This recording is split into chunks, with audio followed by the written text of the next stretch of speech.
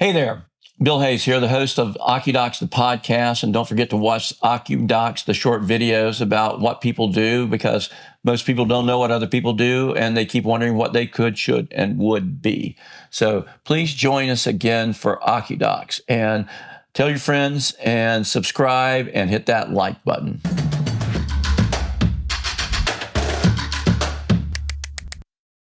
All right, welcome to Occudocs, the podcast. Today we have a very special guest, Abena Antwi. Did I get that right? Yes, you did.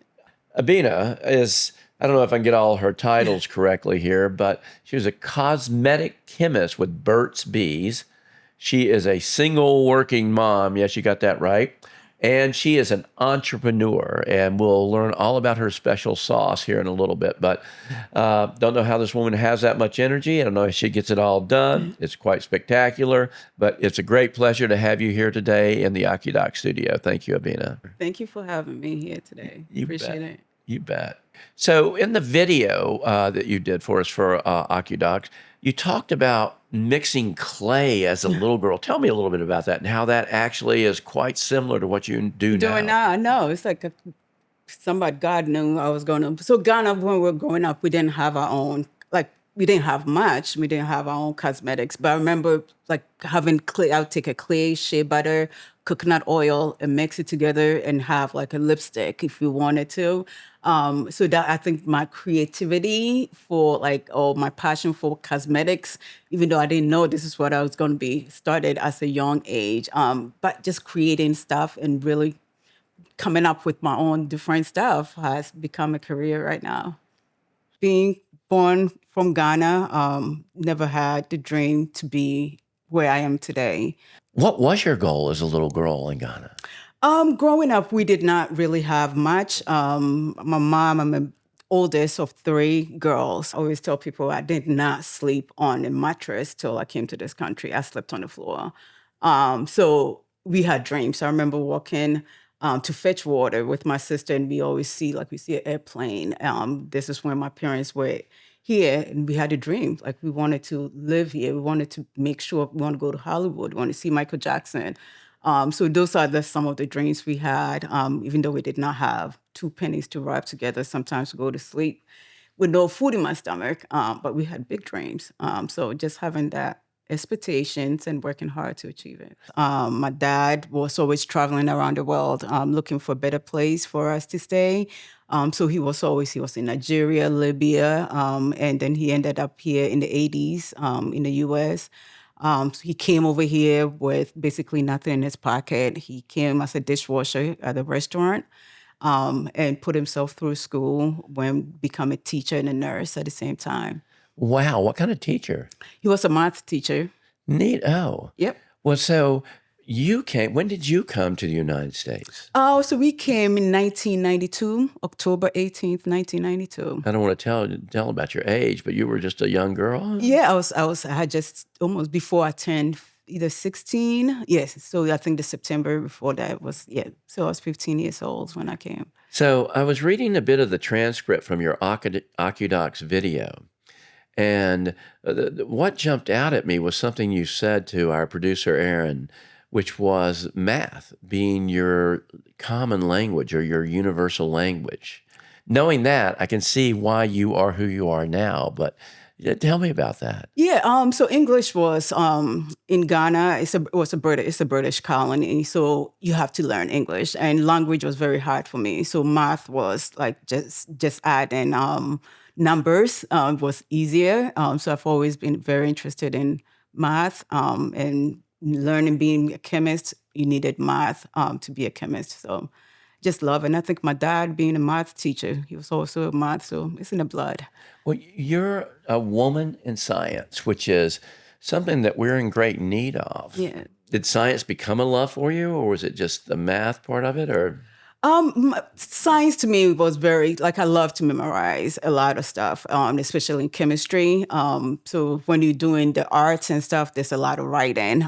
Me not loving the writing and the art part of it. I think science, you can memorize like chemistry method and procedures, and math is a method. Once you have the method together, it's easier to apply the same stuff. So I just love systems versus just trying to be. I'm creative in a good way. Like I love cooking, I love creating new products, but not like in terms of words. So math become very easy for me. So something else from your transcript that really jumped out at me was the internship. You mentioned that it was an internship. Tell me about that internship because that really sort of moved you towards where you are Now, now. yeah. So during my third year in college, I applied for 2 internships. So during when I was in Ghana, I wanted to be a pharmacist. I think that was my goal because I got really sick. I had malaria like 3 times, almost died. And Ghana, when you're sick, you don't really go to the doctor first. Oh, people that have money does. You go to the doctor, but we did not have. So I had an uncle that was a pharmacist. So you go to the pharmacist, they'll prescribe something for you, and you feel good. So I wanted to be a pharmacist to be able to help. To become a pharmacist, you need to take all the chemistry classes. So while I was in college, majoring in chemistry, I knew that I wanted to be a pharmacist. So I had applied as an intern for a pharmaceutical company, and I also applied for L'Oreal. And I got both internship, and I decided, okay, this is my third year. I still have 1 more year. Let me do the internship with L'Oreal because it was closer to my house. I had a beat up car that would not go any further. So I chose the L'Oreal internship versus doing the Merck, which was a pharmaceutical company. Was there a magic moment, a eureka moment where you realized, I got this? I think after the internship, so the internship was supposed to be 3 months internship, and I think I caught the bug of formulation. So after the 3 months, I actually asked if I can work for free. I knew after the internship that this is what I wanted to do. So I was willing to, because the internship 3 months over. So I went and asked. I was like, is there any way I can just come in one day out of the week to finish this project that I was working on? You don't have to pay me. I'll come in for free because I just wanted to learn more about the process, what goes into cosmetics industry, and learn more about it. So when I asked it, it was like, there's no way we can not pay you for it, but let me ask my direct report. So they came back and they said, yep, we can offer you a temporary job. I was passionate about the feel, the texture, the smell of everything. So I was like, oh, you know what? I think I can do this. I'm going to stay, forget making pills and making people feel better in terms of medication. I think the beauty is what I wanted to be in. If I could take uh, a message from that or a lesson from that, it would be if you can find your passion, you can find your energy. Yes, Would you say that's I would say, yep, accurate? yep, Because a lot of times, if you don't have that passion, it's awful hard to find the energy, energy for it. That's true. right? Because it's just life is daunting sometimes. That's true. That's I always say, like, you want a job that when you're going in every day, you feel like you're going to, I don't know, it's not real, it's not daunting. You want to be there. And that's, if you don't have that, it makes it very hard. You don't work for just any company. You work for Burt's Bees, Yeah. which is, you can explain to me how special and challenging as a chemist it is, because it's nothing like any other cosmetic company, is it? No, it's very different. I remember the first time I came to the lab. So I worked for a big cosmetic company, which I would say traditional cosmetic company, to come to Burt's Bees that was natural. So we did not even have beakers in there. We were weighing stuff with spoons instead of like pipette, your traditional chemistry lab. So it's like we call it kitchen chemistry. And then understanding the ingredients that we're using. So instead of silicones, you're using jojoba oil. Instead of like gums and elastomers that gives you the texture of the formulation, we're using cornstarch and real natural ingredient, which is very challenging because if you look at the traditional personal care cosmetics industry, like consumers like textures, the feel of the product, the color. So being a natural chemist or natural cosmetic chemist, you have to be very creative to take all the natural stuff that you see in your kitchen and create something that consumers are going to love. So it's very creative, but it's like that is what have kept me in the company for almost 18 years because I love the creativity versus just coming to work and doing the same routine. So lots of choices in science to choose from. As a chemist, What are the attributes that make a good chemist? I would say curiosity. You have to be very curious because you're doing experimentation. You don't know. Everything is very theoretical. So you have to be curious. You have to have ways to analyze stuff because not everything nothing is straightforward when it comes to, I would say, chemistry or any science. So you have to be able to analyze stuff. A lot of patience. So you have to be patient. You cannot rush through anything as a science, as a chemist, because there's a lot of different ways that you can get to, or different formulas that you can get to the end results. But you have to go through a lot of them because if you don't and you get to the end, you have to reverse back sometimes to understand how you got there. And with that, you need to understand all the different steps. So really being patient and really be analytical. Do you have any memorable experiments in your life where they went terribly wrong or terribly right? Oh God, Anything ever blow up on you? not yet.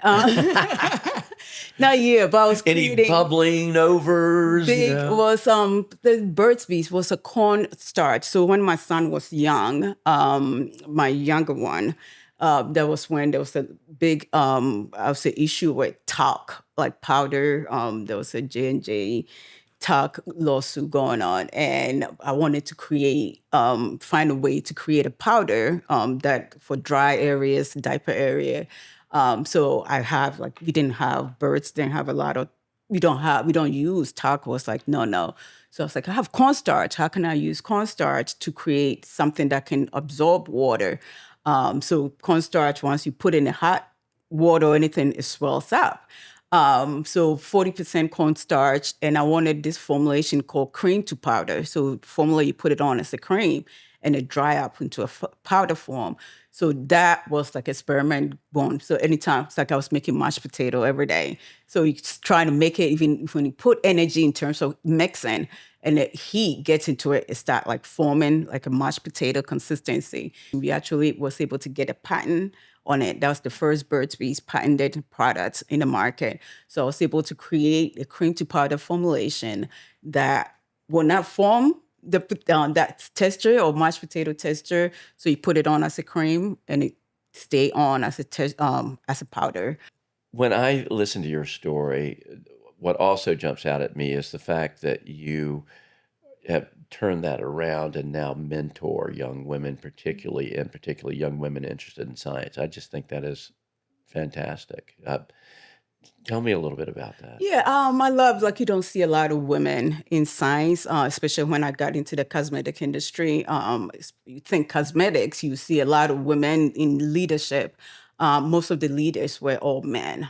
So a man is deciding what color lipstick you should wear. A man is deciding what kind of lotion and foundation that we should put on. And I think as I was learning more about the industry, I was like, we need more women in leadership role. We need more women in the science. We need more women creating some of these products. We need women on the executive board making the decisions that's going to affect us. So with that, I just became very passionate into just mentoring young people, especially people of color, to really get into the science and really learn about it, because especially cosmetic industry is fun. Just taking the science, because science can be very intimidating, right? The science, chemistry and physics, but when you break it down to like the everyday living, like how making lipstick and stuff, just it's very fun and interesting. So Well, get people interested in it. tell me a little bit about your day-to-day off. What do you do? Yeah, so I would do a cross-functional. I work with the chemist. So my role right now is associate director of product designer of a product design. So I work with a marketing team, finance, sales, and we come up with concepts. My role involves a lot of knowing trends, like what is going to be trending in the cosmetic industry, which allow me to travel all over the world. I just came back from Amsterdam, where I would say the cosmetic raw materials vendors were launching their new ingredients. So these are all the innovations that are coming out, all the ingredients that are going to be trending in the next 5 years. So I get to talk to like the BASF, Evonik. So these are all raw material suppliers that we use to incorporate into making like a lotion. So as the chemist, we have a concept, and they developing the product, I'll be the person that will touch and feel the product. So I'll be like, okay, this lotion needs to be a little bit slippery, it need to be foamy, or whatever the attribute of the product is. I'm helping the chemist develop that before we launch the product in the market. So building up trends, concept, looking at analyzing the landscape, so the beauty landscape. So what is the source of volume? What is selling at Walmart, Target, looking at all our retailers.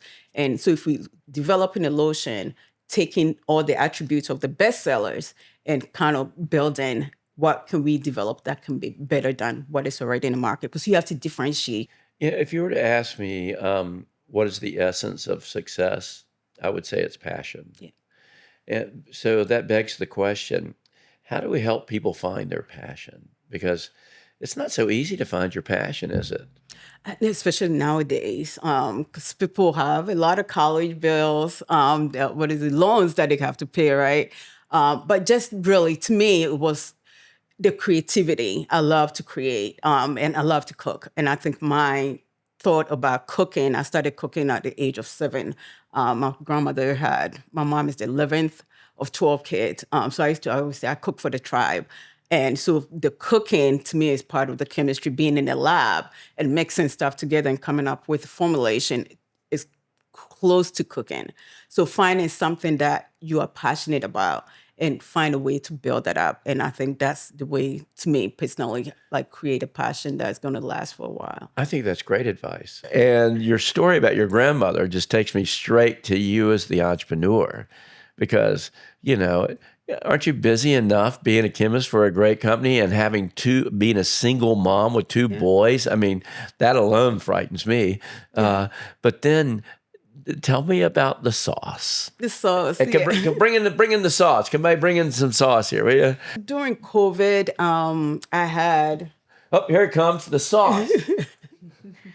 This is it, our sponsor. No, that's just beautiful. Look at that. This is Queen's jollof sauce. Right? Yes. Passion in a jar. Passion in a jar. I love that. Right? Tell me how this happened. Yeah. So during COVID, I've always, like I said before, I loved cook. I started cooking at a very young age. You have to cook in Ghana or you're not really going to eat. So you have to learn to cook very early, and being a bigger family. So during COVID, I have done a lot of gardening in my little house, back of the house, and I had a lot of tomatoes.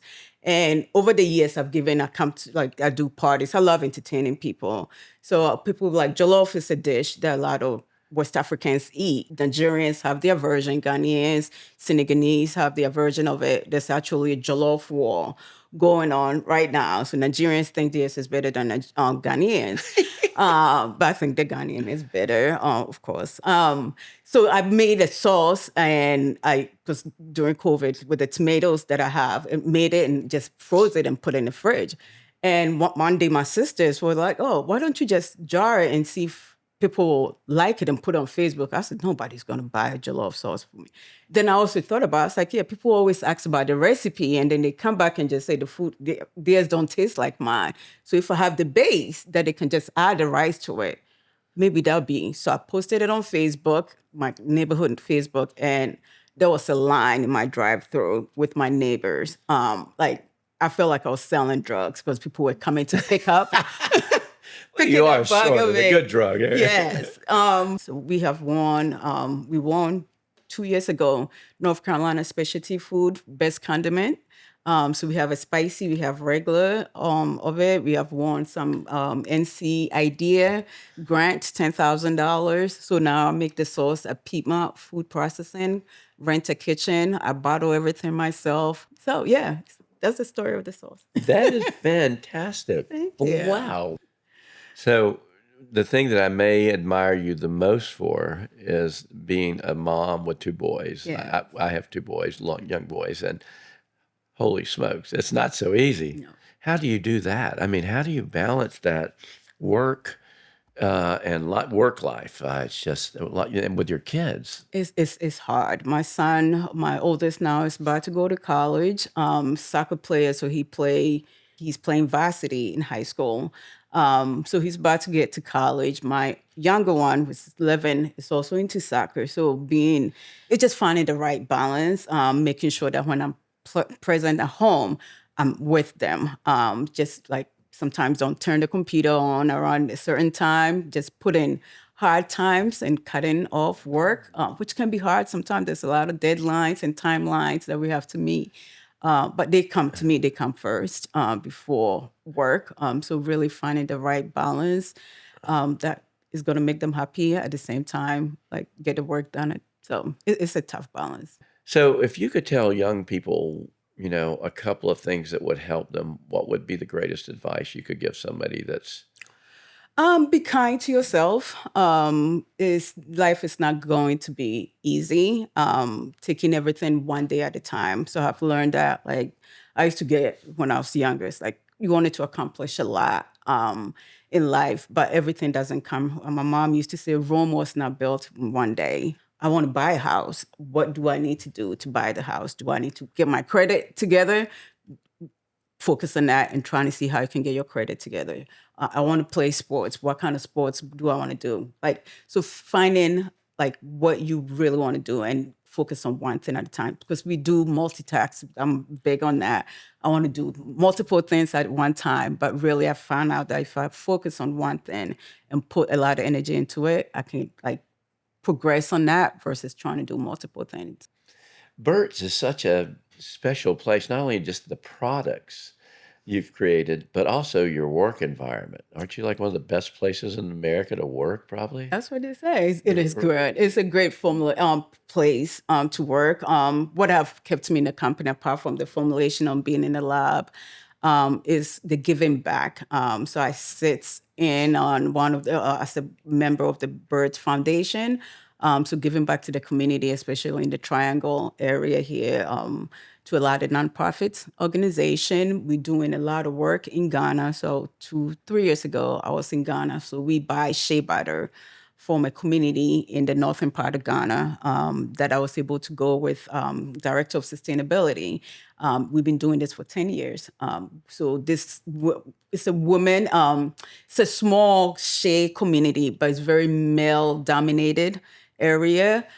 So we have had, I think, over 10,000 women in this community that we support. So they actually make the shea, they cultivate the shea, and we pay them. So it's like a fair trade.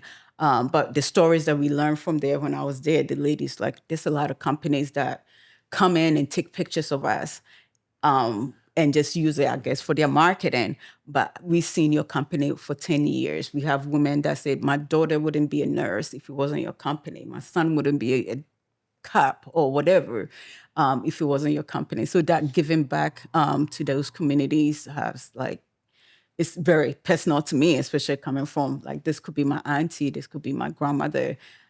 So to work for a company that give back. It's not all about the profit, but the really caring for the planet and the people have kept me. What is shea? So shea butter is Shea. yes, shea butter. Actually it's a nut. So it's like almond nut. And the fruit itself can be, so you can go in, it's like a plant, and you can take it fall by itself. So the women collect it, dry it up, roast it, and they knead it, like melt it up and knead it like you kneading butter, and then the shea oil comes out, and then you can use it. But it's a great moisturizer. Yeah. You can cook with it. So when I was growing up, you can cook it, use it as a oil or butter for your cooking, but it's a great for lip balm, your hair. So it has such a great benefit. And now if you go to Walmart, Target, every company is using shea as a moisturizer in their products. I'm thinking about this right now, but I think about people, and there's such variability in our skin Yep. color, the texture, Textures, yeah. the environment we live in, because everybody's skin. I mean, it's very different. What a challenge to try to create something for so much variability. And that's the story. Like we see a product in the market. It's not one size fit all. Yeah. There's a lot of signs. That's what you see. Sign like products that be like, okay, it's for oily skin or combination skin. There's a lot of also obviously clinical testing. So as I develop the product as the chemist on the bench, there's another scientist that is going to test. So there's the dermatologist that we work with that really test the product, that make sure like the product is safe for sensitive skin. If you have eczema, you can use this product versus this product is not good for eczema. So there's always like as our job never ends, and there's always a chemist or a scientist that is going to touch the product for the safety of the product. It's microbiologist that actually look for the safety of the product to make sure that this product that you have, the lotion, is not going to grow something in it, or there's no mold going to grow in it. There's another scientist that's going to do that. There's a clinical scientist that's going to test to substantiate whatever claims that you're looking at. There's a packaging engineer that will have to make sure that the pump for this lotion is going to pump well. There's a processor. As a chemist, as I develop the product, there's a process engineer that have to take my little batch that I make and scale it up to like a 100-kilo batch in there. So there's science so one lotion that you see on the shelf, there's a lot of scientists that have touched it before it became a Walmart. We forget how many people it takes to do something significant sometimes, and how much cooperation, coordination it all really requires to get to the end line, doesn't it? Yep, and that's why I was to tell young people, as you thinking about your career, like that cross-functional team, everything is a teamwork. There's no I. It's like a sport, especially working in a corporate, it's a sport. It's a game of sports. You're going to be working with the team members. So learning to work with marketing, advertising may not be, because people really think, okay, I specialize in chemistry and this is my little bubble. You cannot work in silo in a career. You have to learn how to work with different people. What brings you the greatest joy in your job? In my job is just seeing what I make. So walking on the aisles at Walmart, Target, and see somebody. Sometimes I stay back and if you see somebody picking up a Burt's Bees product, and I was like, yes, I made it. So seeing posting something on Facebook I read a lot of reviews once we launch products and just see that like all the work that went into this product, like how people are enjoying, how it's impacting people. And like they're giving back. They're giving back a Bird's Beat, the Shea story, and helping the community. Those give me a lot of joy, apart from just the day-to-day. That's great.